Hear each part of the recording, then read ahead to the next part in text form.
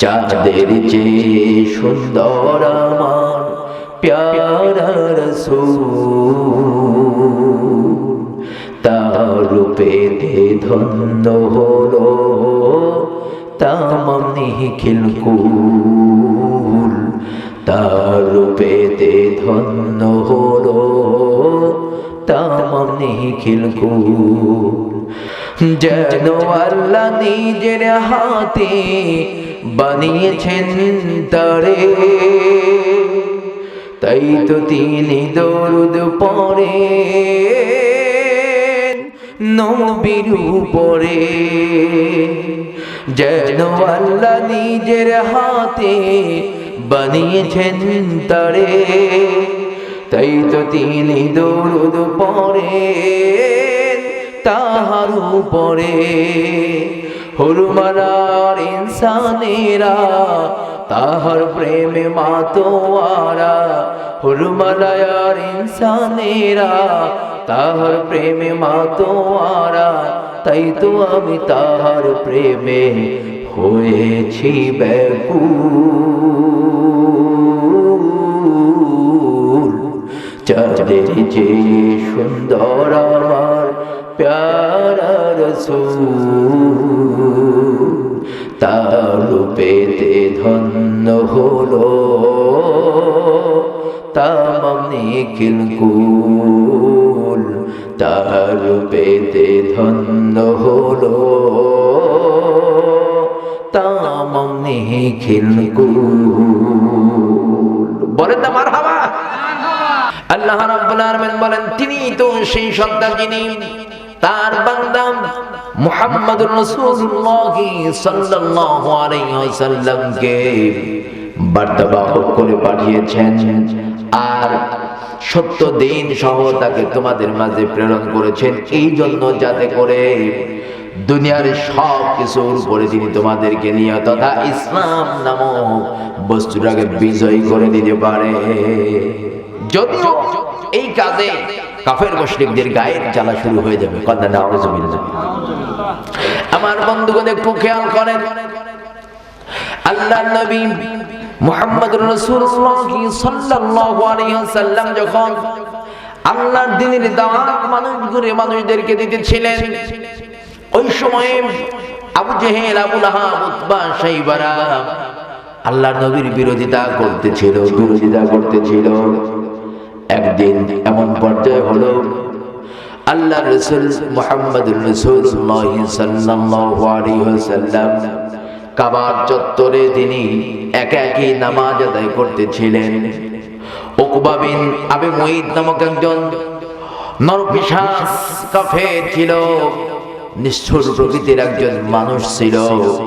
ওই রাস্তা দিয়ে যেতে গিয়ে মুহাম্মদুর রাসূলুল্লাহ সাল্লাল্লাহু আলাইহি ওয়াসাল্লামকে একা দেখতে পেয়ে ভাবলো, এটাই হলো আসল সুবর্ণ সুযোগ যে মুহাম্মদ সাল্লাল্লাহু আলাইহি ওয়াসাল্লামকে দুনিয়া থেকে বিদায় করে দেব। নিজের গলার মধ্যে একটা গামছা ছিল, লম্বা কাপড় ছিল। এই লম্বা কাপড়টা নিয়ে সে চিন্তা করলো, মুহাম্মদ সাল্লাল্লাহু আলাইহি ওয়াসাল্লাম যখন সিজদা থেকে উঠে বসবে, আমি পেছন থেকে গিয়ে তার গলাতে আমার এই গামছা দিয়ে ফাঁস লাগাই দেব, দুই পাশ থেকে চেপে ধরবো, আর আল্লাহর নবী মুহাম্মদ সাল্লাল্লাহু আলাইহি ওয়াসাল্লাম দম আটকে সে মারা যাবে। উদ্দেশ্যটা ভালো না খারাপ? এই খারাপ চিন্তা নিয়ে সে নবীজিকে মারার জন্য রওনা হলো। একটু বিবেকবোধ পর্যন্ত তার জাগ্রত হলো না, কাকে মারতে যাই। অথচ আল্লাহ রাব্বুল আলামিন আপনার আমার নবীকে এই সমগ্র সৃষ্টি জগতের জন্য তার পক্ষ থেকে শ্রেষ্ঠ দয়া, শ্রেষ্ঠ কৃপা, শ্রেষ্ঠ অনুগ্রহ হিসাবে আল্লাহ পাক নাজিল করেছেন। বলেন না সুবহানাল্লাহ। আমার ভাইয়েরা, সেই নবী মুহাম্মদুর রাসূলুল্লাহ সাল্লাল্লাহু আলাইহি ওয়াসাল্লামকে সে তার পরিকল্পনা মাফিক গিয়ে পেছন থেকে তাকে গামছাটা দিয়ে একটু ফাঁস লাগায় দিল। দুপাশ থেকে টানতেছে। প্রিয় নবী সাল্লাল্লাহু আলাইহি ওয়াসাল্লাম তার থেকে ছোটার জন্য, বাঁচার জন্য যেন চেষ্টা করতেছিলেন, বারবার করে চেষ্টা করতেছিলেন। কিন্তু হযরত আবু বকর সিদ্দিক রাদিয়াল্লাহু তাআলা তৎক্ষণাৎ সেখান দিয়ে যাচ্ছিলেন। যাবার পরে হযরত আবু বকর সিদ্দিক রাদিয়াল্লাহু তাআলা রাসূল আকরাম সাল্লাল্লাহু আলাইহি ওয়াসাল্লামকে এভাবে কষ্ট দিতে দেখে আর সহ্য করতে পারলেন না, দেরি করতে পারলেন না। দৌড়ায় এসে যত দ্রুত গতিতে সম্ভব উকবাকে একটা লাথি মেরে দিলেন। লাথিটা মারতে দেরি উকবা নবীজির শরীর ছেড়ে দিয়ে 10 হাত ফাঁকে পড়ে যেতে দেরি হলো না। সুবহানাল্লাহ বলে। আমার ভাইরা বাবাজিনা, নবীজি সাল্লাল্লাহু আলাইহি ওয়াসাল্লাম তিনিও যেন উঠে পড়লেন। একটা পর্যায়ে আবু বকর সিদ্দিক রাদিয়াল্লাহু তাআলা নবীজিকে বাঁচায় দিলেন। আর লোকজন জড়ো হয়ে গেল। সকলকে লক্ষ্য করে তিনি বললেন, আতাকতুলুনা রাজুলান আইয়াকুলা রাব্বিয়াল্লাহ। ওহে মক্কাবাসী লোকেরা, তোমরা কি শুধুমাত্র এতটুকু কথার কারণে একজন মানুষকে হত্যা করতে চাও, মেরে ফেলতে চাও, যিনি একজন পয়গম্বর, যিনি একজন নবী, আর যিনি কিনা বলেন যে তার রব হলো এক আল্লাহ। আমাদের মালিক কে? আল্লাহ। মালিক কয়জন? একজন। এই এক মালিক আছে বিধায় আমাদের মধ্যে নানা দলমত থাকার পরেও আমরা কিন্তু শান্তিতে আছি। কথা কয় না? আল্লাহ রাব্বুল আলামিন বলেন, আল্লাহ যদি একজন না হয়ে বহুজন হতো কি হতো? লাউ কানা ফীহিমা আলিহাতান ইল্লাল্লাহ লাফাসাদাতান ফিল আরদ। আল্লাহ বলেন, ইলাহ উপাস্য যদি আল্লাহ ভিন্ন অনেকজন হতো, তাহলে এই পৃথিবী, পুরা পৃথিবী জমিনটা একটা ফাসাদপূর্ণ স্থানে পরিণত হতো। শুধু বিশৃঙ্খল। একজনে বলতো সূর্য উঠবে আজকে পশ্চিম দিক থেকে, আর একজনে বলতো যে না, নিয়ম মতে উঠবে। আর একজনে মধ্যখান থেকে ডেকে বলতো না, তোমাদের কারো কোনো কথা চলবে না, আজকে সূর্য উঠবে দক্ষিণ দিক থেকে। বলেন তো বিপদ ছিল কি ছিল না? আর একজনে ডেকে বলবো না, তোমাদের কারো কোনো কথা চলবে না, আমি যা বলবো সেটাই হবে, সূর্য উঠবে আজকে উত্তর দিক থেকে। ঠিক এরকমই কাণ্ড ঘটতো হযরত ইব্রাহিম আলাইহিস সালামের সময়। ইব্রাহিম আলাইহিস সালাম রব তালাশ করতে লাগলেন, প্রতিপালক খুঁজতে লাগলেন। তার আব্বাকে ডেকে গিয়ে বললেন, ইয়া আবাতি, হে আমার আব্বাজান, মা হাযিহি আসনামুকুম, এই যে মানুষের কাছে হাযিহি তামাসিলুল্লাতী আনতুম লাহা কিফুন, ওই দেখি একটা পাথরের মূর্তি দাঁড়ানো, তার সামনে বাবা তুমি, তোমার গোত্রের লোকেরা হাত জোর করে এভাবে দাঁড়ায় থাকে, এটা কি? এরকম যে দাঁড়িয়ে থাকো, তাদের কাছে কিছু বলো বা চাও, আসলটা কি? এটা কি? বাবা বললেন, হাযিহি আসনামুকুম, এটা হলো আমাদের দেবতা। দেবতা কি? বলে বাবা তোমাকে এভাবে বোঝাতে পারবো না, আসো। বাড়িতে নিয়ে গিয়ে একটা ঝুড়িতে করে ছোট ছোট কয়েকটা দেবতা মূর্তি দিয়েছে। বলে এটা লক্ষ্মী, এটা সরস্বতী, এটা দেবী, এটা দুর্গা, এক একটার এক এক নাম দিয়েছি। আর এই নামগুলি দিয়ে বলে এটা শক্তি হলো এই ক্ষমতা, এটা শক্তি, এক একজনের এক এক ক্ষমতা বর্ণনা করে দিয়েছে। ইব্রাহিম আলাইহিস সালাম বাড়ি থেকে বের হলেন, বাজারে মূর্তিগুলি বিক্রি করার জন্য দিয়েছে, বিক্রি করতে যাবে। রাস্তায় যাবার পর চিন্তা হলো, যে দেবতাগুলি বিক্রি করব, যে প্রতিমাগুলি বিক্রি করব, তাদের ক্ষমতা এরকম, একটু পরীক্ষা করে নেওয়া দেখা দরকার যে শক্তি কেমন। আসলে শক্তি আসবে না নাই, যদি না থাকে আমি তো মৃত্যু হয়ে যাবো। তো বাস্তব অভিজ্ঞতার আলোকে যখন আমি বুঝতে পারবো না আসলেই শক্তি আছে, তো তখন আমার মিথ্যুক হওয়া থেকে আমিও বেঁচে যাব, লোকেরা উপকৃত হবে। হযরত ইব্রাহিম আলাইহিস সালাম ছোট ছোট কয়েকটা রশি হাতে নিয়ে এক একটার হাতে, এক একটার পায়ে, এক একটার নাকে, এক একটার মাথায়, গলায় বেঁধে নিয়েছে। বেঁধে নিয়ে আটি বাঁধে একেবারে নিয়ে ওই পানির মধ্যে সুবহান দিয়েছে। খানিক পরে উঠায় নিলেন। ওটা তো মাটি দিয়ে বানানো ছিল, কাদা দিয়ে বানানো। আমাদের দেশে যে প্রতিমাগুলি তৈরি হয় দেখবেন ভিতরে কি থাকে, সোন বা খড়, তার উপরে শুধু মাটির প্রলেপ দেওয়া, রং রং, ঠিক কিনা? আবার আমরা মুসলমানদের এগুলি দেখলে ভয় পাই, যেমন হয় ওই যে মূর্তিগুলি আছে ওরা বোধহয় আমাদের কোনো ক্ষতি করতে পারবে। আবার অনেকে ভয়ে ওই মন্দিরের দিকে তাকাই না, অনেকে যায় না, না যাওয়া এটা আলাদা কথা, এটা ভালো, কিন্তু অনেকে ভয় পায় যদি কিছু ক্ষতি করে ফেলে। কালীঘর দেখলে অনেকে ভয় পায় না। আরে ভাই, কোনো ভয়ের কিছু নাই, কিছু করতে পারবে না, ওর তো কোনো ক্ষমতা নাই। আমার বন্ধুগণ, হযরত ইব্রাহিম আলাইহিস সালাম দেবতাগুলিকে পানির মধ্যে চুবানি দিয়েছেন। কিছুক্ষণ পরে ওঠানোর পরে দেখে কোনটার হাত নাই, কোনটার পা নাই, কোনটার নাক ভেঙে গেছে, কোনটার মুখ ভেঙে গেছে। একা একাই কথা বলে, এই দেবতা ব্যাপারটা কি? আরে লক্ষ্মী, তোর ক্ষমতা বেশি, শক্তি বেশি গায়ে, তাই দেখে তুই সরস্বতীকে মারবি না। একা একা এরকম করে মূর্তিদের ব্যাপারে আফসোস করে আর ডেকে বলে। কেউ কোনো সাড়া দেয় না, বাজারে নিয়ে যায়, কেউ কেনে না। সারাদিন সে যে বাবার কাছে এসে বলে, বাবা এই অথর্ব মূর্তি দিয়ে কিছু হবে না। এই ওরা এত বেরোহা, এত বেরোহা যে দেখো আমার কথা ওরা শোনে না। তো ওদেরকে যারা কিনে নেবে, আমি মালিক, আমার কথাই শোনে না, ক্রেতাদের কথা কি করে শুনবে? এই অশান্তির জিনিস বিক্রি করলে বিপদ সেটা আমাদেরই ঘাড়ে আসবে। লোকেরা শেষ পর্যন্ত আমাদের কি দেবতা দিয়েছ, দেবতা কথা মানে না। বাবা, এটা এই ব্যবসা আমার দ্বারা হবে না, নাও তোমার মূর্তি, এই ব্যবসা তুমি করো গে, আমি চললাম।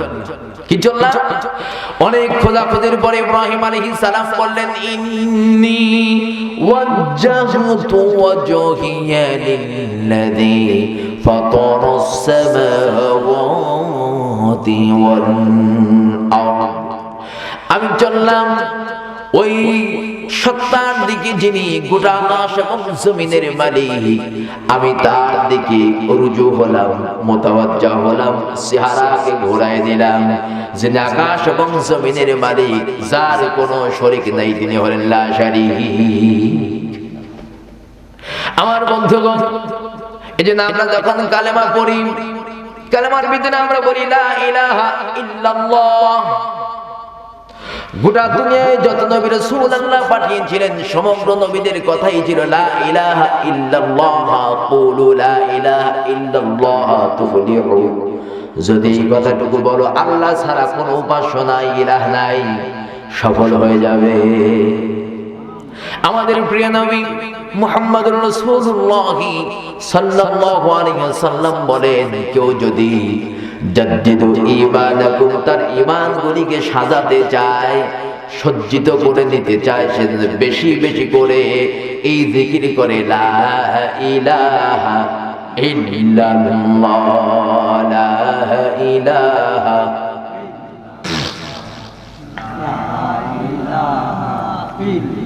লা ইলাহা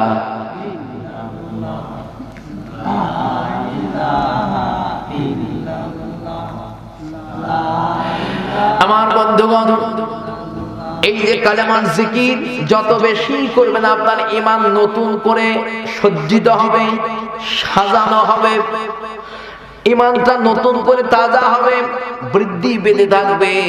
আর আপনি যদি আল্লাহর এই জিকির বাদ দিয়ে, কালেমার জিকির বাদ দিয়ে অন্য জিকির করেন, মানুষের করেন, দেবদেবীর করেন, অন্য কারো নামে শপথ করেন, আপনি তখন মুশরিকের হাতে যাবেন। আল্লাহ রাসূল বলেন, মান হালাফা বিগাইরিল্লাহি ফাকাদ আশরাক। আল্লাহর নাম ছাড়া অন্য কোন ব্যক্তির নামে যখন কেউ কোন কসম করে, তখন সে মুশরিক হয়ে যায়। কথা কি বুঝছেন? আমরা অনেক সময় বলি না যে বাপ দুই, অনেকে বলে বাপ কয়টা? ওই লোক বললোটাকে। আচ্ছা, এরকম অনেক কিছুর নামে কসম করে। আর লোকেরা এরকম করতো, লাত মানাত উজ্জা হুবলের নামে কসম করতো। এগুলি জায়েজ নাই কি না? জায়েজ। আমার বন্ধুগণ, তাহলে যে কথা বলতেছিলাম, যখন আপনি কালেমাটা বিশুদ্ধ মন নিয়ে পড়বেন, আপনার ঈমান দেখবেন বৃদ্ধি পাবে। হযরত আবু বকর সিদ্দিক রাদিয়াল্লাহু তাআলা আনহু তার ঈমান বৃদ্ধি পেয়েছিল, যার কারণে তিনি মুহাম্মদুর রাসূলুল্লাহ সাল্লাল্লাহু আলাইহি ওয়াসাল্লামকে বাঁচানোর জন্য জান প্রাণ বিসর্জন দিয়েও চেষ্টা করেছিলেন। তিনি নিজে জানতেন মক্কার জমিনে মুহাম্মদুর রাসূলুল্লাহ সাল্লাল্লাহু আলাইহি ওয়াসাল্লামের পক্ষে কেউ নাই। তার পক্ষ অবলম্বন করা মানেই হচ্ছে পিটানি কিনে নেওয়া। তারপরেও ভয় পেলেন না। নবীজিকে বাঁচানোর জন্য তিনি ঝাঁপিয়ে পড়লেন। উকবাকে একটা লাথি মেরে দূরে ছিটকে ফেলে দিলেন। উকবা যখন উঠে পড়ল, আবু বকর সিদ্দিক রাদিয়াল্লাহু তাআলা আনহুর ঘোষণা শুনলো, এক আল্লাহর প্রতি ঈমান এনেছি। এক আল্লাহর কথা বলে একজন মানুষ এতটুকু অপরাধের কারণে কি তোমরা একজন মানুষকে, ভালো মানুষকে মেরে ফেলতে চাও? এই যদি হয় তোমাদের ইচ্ছা, এই যদি হয় তোমাদের চেষ্টা নিয়ত, আমি আজকে তোমাদের সামনে ঘোষণা দিয়ে দিলাম, শুনে রাখো, এই মুহাম্মদ সাল্লাল্লাহু আলাইহি ওয়াসাল্লামের সাথে জীবনের যা যা করা দরকার সব করতে আমি আবু বকর প্রস্তুত। সুবহানাল্লাহ। আল্লাহর নবী মুহাম্মদুর রাসূলুল্লাহ সাল্লাল্লাহু আলাইহি ওয়াসাল্লাম তিনি একটু জ্ঞান ফিরে আসলেন, লোকেরা তাকে নিয়ে গেল। বাড়িতে সংবাদ দেওয়া হলো, নবীজিকে বাড়িতে নিয়ে যাওয়া হলো। আর এদিকে আবু বকর সিদ্দিক যখন লোকদের সাথে কথা বলতেছিলেন, আবু বকর সিদ্দিক রাদিয়াল্লাহু তাআলা আনহুকে ওই উকবা বিন মুইত উঠে দাঁড়ালো। লোকদেরকে, তার সান্ড পান্ডদেরকে আদেশ করলো, আবু বকরকে পিটাইতে থাকো। আবু বকর সিদ্দিক রাদিয়াল্লাহু তাআলা আনহুর উপর নির্মম নির্যাতন শুরু হয়ে গেল। এক পর্যায়ে জ্ঞান হারিয়ে ফেললেন। এত বছরের লোকেরা তাকে ফেলে রেখে চলে গেল। পরিবারের লোকেরা, বিশেষ করে আবু বকরের বড় সন্তান, তিনি এসে পিতাকে বহন করে বাড়িতে নিয়ে গেলেন। আবু বকর সিদ্দিক রাদিয়াল্লাহু তাআলা আনহুর বৃদ্ধ মা ছিলেন, সারা রাত তার পাশে, মাতার পাশে বসে বসে তার সেবা যত্ন করলেন। গভীর রাত যখন জ্ঞান ফিরে এসেছে, ফেরার সঙ্গে সঙ্গে বলছেন, আমার নবী মুহাম্মদুর রাসূলুল্লাহ সাল্লাল্লাহু আলাইহি ওয়াসাল্লাম কেমন আছে? আমার ভাইরা, বাবাজিরা, হযরত আবু বকর সিদ্দিক রাদিয়াল্লাহু তাআলা আনহু নিজের মাতা, বৃদ্ধ মা বসে আছেন ঘরের বারান্দাতে। বাবা, বৃদ্ধ বাবা পাহারায় আছেন, ঘুমায় না।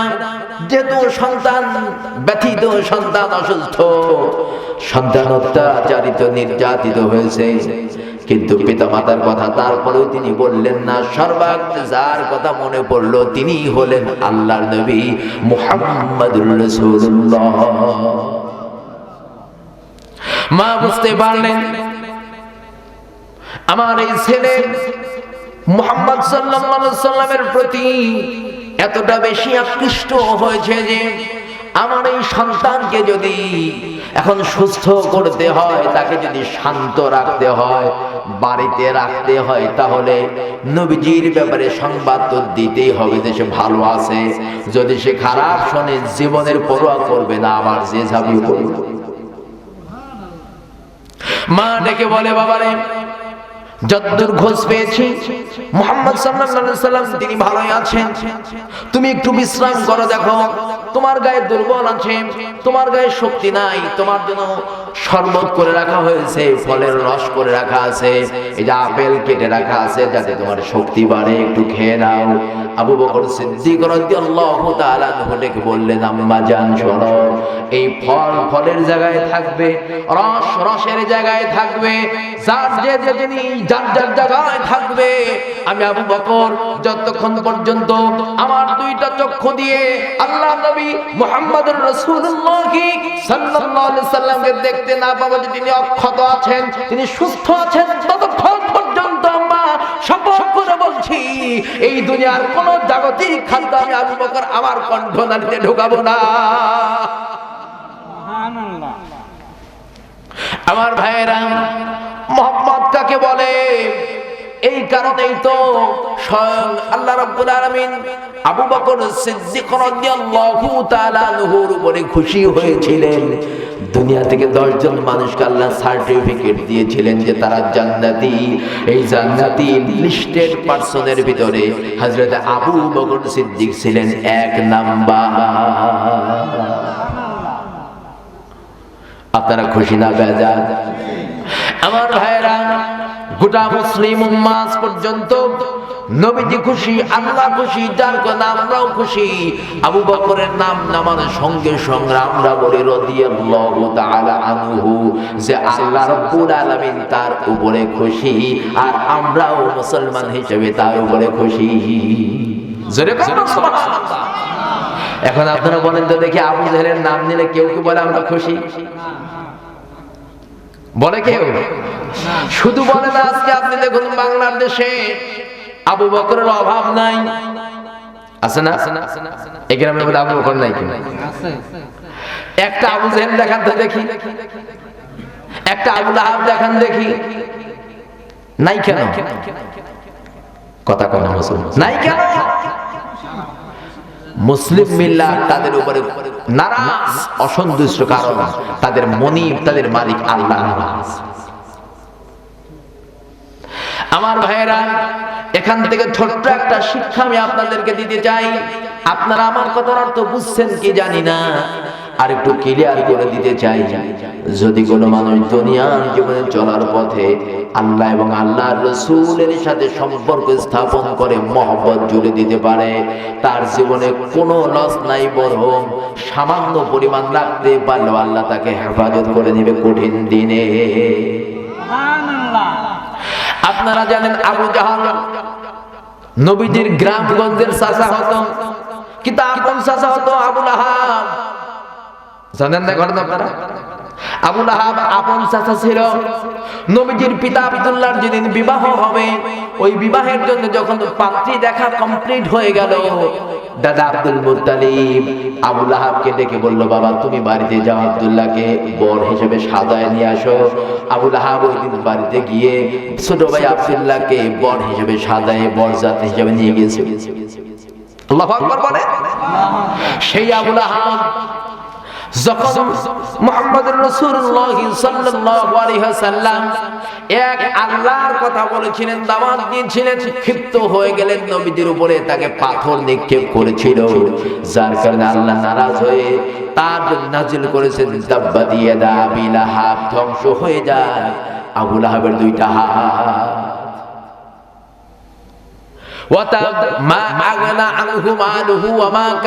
ধ্বংস হোক সে যা কিছু সম্পদ উপার্জন করতে, সব নাউজুবিল্লাহ বলে, যা কিছু কামাই করছে তার সব ধ্বংস হয়ে যায়। হাম্মালাতুল হাতাব ওমরাতুহু, তার বিবিও ধ্বংস হোক। হাম্মালাতুল হাতাব, যিনি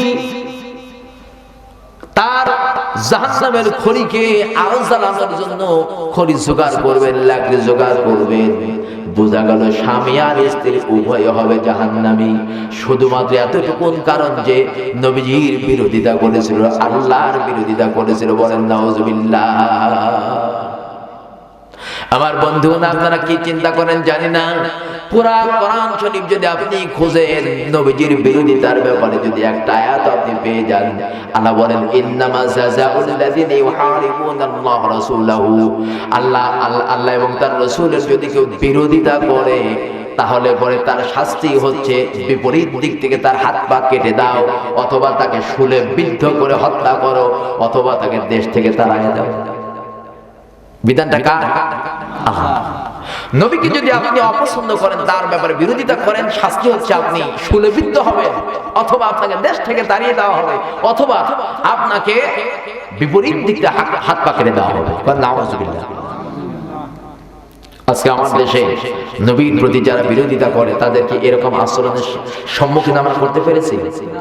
যদি একজনকে একদিন করতে পারতাম, আর কোন বেয়াদবের বাচ্চা কখনো নবীজিকে নিয়ে তার পরিবারকে নিয়ে কটূক্তি করতে পারতো না, ঠিক কিনা বলে? আজ আফসোসের বড় জায়গা হচ্ছে কতিপয় অমুসলিম সম্প্রদায় এসে থাকলেও তারা নাকি বলে মুহাম্মদ ছিল মরুর ডাকাত। জোরে বলেন নাউযুবিল্লাহ। প্রিয় বন্ধুগণ আমার, তারা হযরত ওমরকে দেখতে পারে না, হযরত আবু বকরকে দেখতে পারে না। কারণ হচ্ছে তারা দুইজন ছিল নবীজির দুই পাশের দুইটা সিংহ। জোরে বলেন সুবহানাল্লাহ। বন্ধুগণ আমার, যেই কথাটা বলতেছিলাম, হযরত আবু বকর সিদ্দিক রাদিয়াল্লাহু তাআলা আনহু রাসূল আকরাম সাল্লাল্লাহু আলাইহি সাল্লামের শরীরকে সুস্থতা না দেখা পর্যন্ত ক্ষান্ত হবেন না। তার আগে ছোট্ট একটা কথা বলে যাই, নবীজিকে ভালোবাসলে পরে কতটুকু উপকার আপনি হবেন, উপকৃত হবেন, তার দৃষ্টান্ত আল্লাহ তাআলা রেখে দিয়েছেন। নবীজি যেদিন জন্মগ্রহণ করেছিলেন, আবু লাহাবের একটা দাসী ছিল সুয়াইবিয়া। এই দাসীটা আবু লাহাবের কাছে দৌড়ে এসে বলল, ও মনিব,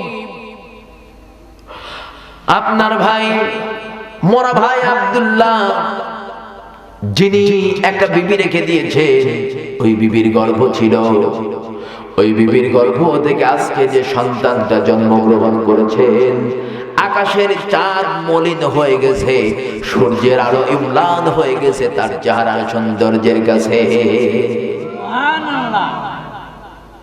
চাঁদের চেয়ে সুন্দর আমার প্যারা রাসূল, তার রূপেতে ধন্য হলো তামাম নিখিল কুল, তার রূপেতে ধন্য হলো তামাম নিখিল কুল। চাঁদের চেয়ে সুন্দর আমার প্যারা রাসূল, তার রূপেতে ধন্য হলো তামাম নিখিল কুল, তার রূপেতে ধন্য হলো তামাম নিখিল কুল। যেন আল্লাহ নিজের হাতে বানিয়েছেন তারে, তাই তো তিনি দরুদ পড়ে নবীর উপরে। যেন আল্লাহ নিজের হাতে বানিয়েছেন তারে, তাই তো তিনি দরুদ পড়ে তাহার উপরে। হুরমারার ইনসানেরা তাহার প্রেমে মাতোয়ারা, হুরমালায়ার ইনসানেরা তাহার প্রেমে মাতোয়ারা, তাই তো আমি তাহার প্রেমে হয়েছি ব্যাকুল। চাঁদের যে সুন্দর আমার প্যারা রাসূল, তার রূপেতে ধন্য হলো তামাম নিখিল কুল, তার রূপেতে ধন্য হলো তামাম নিখিল কুল। বলেন না মারহাবা।